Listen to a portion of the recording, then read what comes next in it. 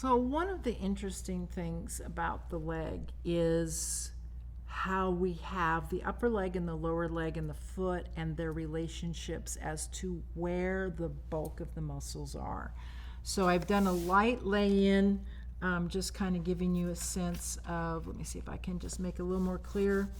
There's the just a block shape for the pelvis. There's a little bit of a very simple, somewhat cylindrical shape for the upper body for the rib cage area. Again, let's get that a little bit better because the rib cage is lower in the back and higher in the front where we're picking up on the sternum. We would have the pelvic bones a little bit like this. Again, it kind of looks, there's the ischium, your squishium, your ischium. So you sit on those pelvic bones at the bottom. But what we're talking about is how do I block in the leg? So from the side, what makes the leg from the profile side is it just really does kind of fall right underneath the hip. We've looked at that skeleton, and that leg bone from the side almost makes a straight line. But now I want to put in the mass. So when you're doing the tapered cylinders from the front, that's one thing. But when you're looking at it from the side view, we've got to respect where the majority of the muscles are, and how do I say it? I don't know. What word do I use? The backside, the rear end, well, whatever word you want to use, I'll just say backside. So the backside plays a big part of what happens at the bottom of the pelvis in the back. Bottom, get it? Joke. Anyway, okay.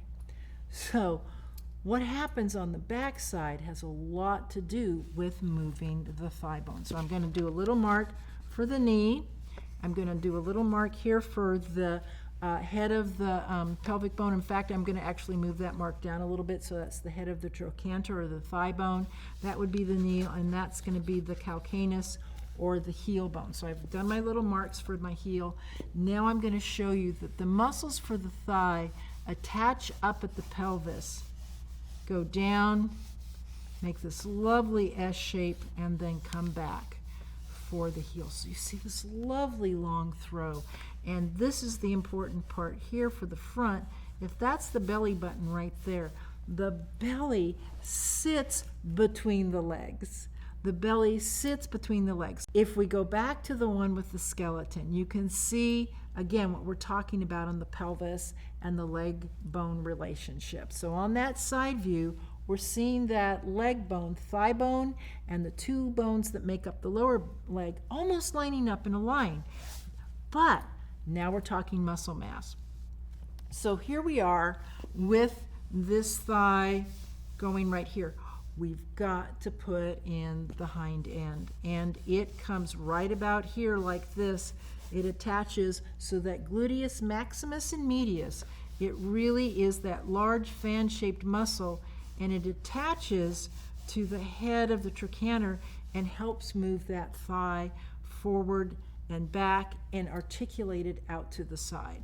So we've got this nice shape right here. The hamstrings are rather flat in the back. Again, these are simplified shapes.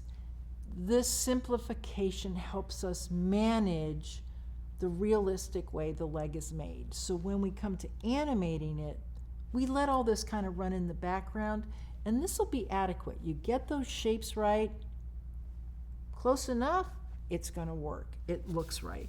So then the leg has got the right, you get past the knee, that bony landmark, oh, that lovely gastrocnemius that we saw so lovely well on Misty's leg.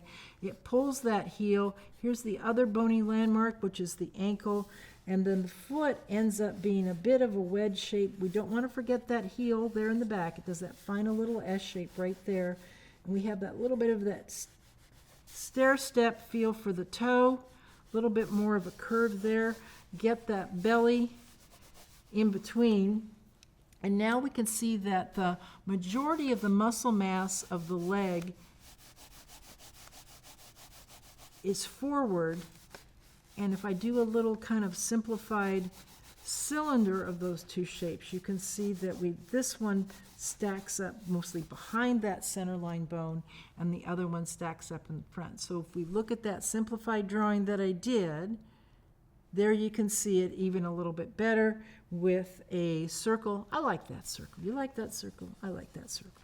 That kind of represents that knee joint. So this is really something to kind of hang your hat on and remember that to create that illusion of 3D when we're drawing, we really need to think about the different shapes and how they work together in those different views. You guys are better than a computer. This is better than a computer. It's based on this. Just look at your own body. Pay attention to these things. They shouldn't come as a big surprise. Find inspirational images to help reinforce this and get you excited about the shape, proportion, and direction of the body parts that are going to make your animation awesome.